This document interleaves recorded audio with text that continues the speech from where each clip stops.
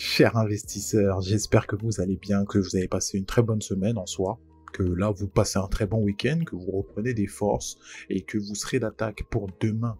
Véritablement, une nouvelle semaine va commencer. On va faire le point juste avant ça sur ce qui s'est passé durant cette semaine. Justement, pas besoin de faire de dessin, nous sommes en unité de temps hebdomadaire.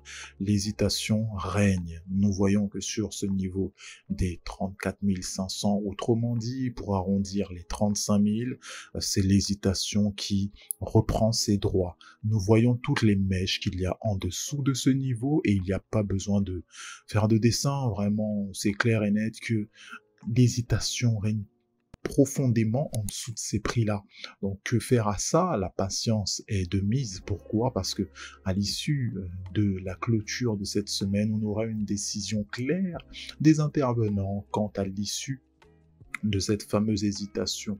Nous voyons donc que le premier scénario sera une clôture en dessous de ces 35 000. Ça fait depuis pas mal de temps qu'on a eu ça, hein, il faut le savoir. Si ça, on clôture en dessous de ces 35 000, ça donne du poids, en tout cas, à la pression baissière qu'on connaît depuis pas mal de temps. Si on clôture au-dessus de ces 35 000, encore une fois, on est dans le même schéma, c'est-à-dire la continuation de cette hésitation, on le voit.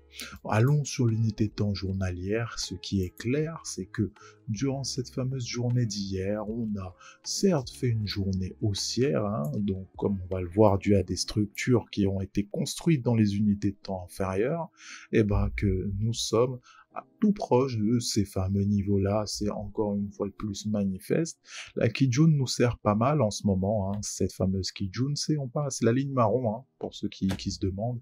Tout simplement un élément qui compose l'indicateur Ishimoku, qui est très utile, ma foi, lorsqu'on veut appuyer son analyse, hein, sur les éventuels signaux techniques qui sont également donnés par le prix. Allons également constater de manière plus précise, hein, sur les unités de temps inférieures la précision de ce fameux indicateur. Oui, la Kijun est claire. Oui, la Kijun nous tient. Précisément, c'est pas pour rien qu'elle correspond au niveau des 35 000 quasiment. C'est pas pour rien. Tous les calculs qui ont été faits au préalable sont donc présents. Où est-ce que se situe la force de marché? On va le voir avec les indicateurs. On assiste à un petit regain haussier qui se traduit par la hausse qu'on a connue, hein, durant toute la journée d'hier.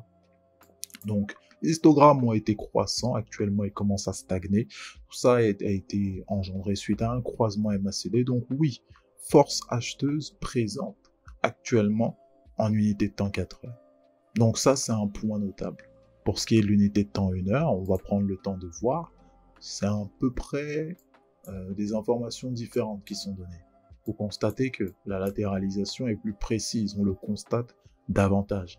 C'est une sorte de mini-range, à savoir, hein, quand on parle de range, c'est des deux bornes où est-ce que le prix oscille. Autrement dit, souvent on appelle ça du yo-yo.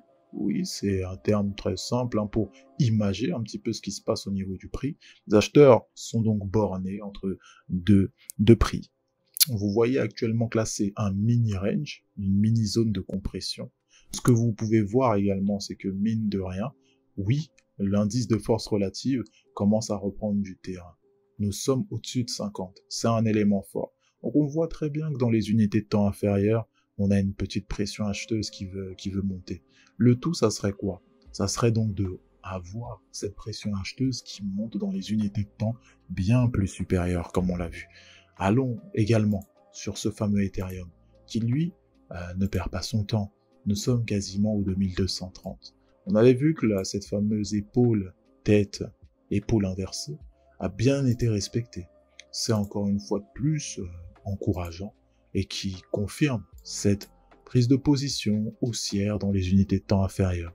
Nous avons eu ce qu'on appelle un retest de la ligne de coup avant de se propulser au-dessus du nuage. C'est encourageant.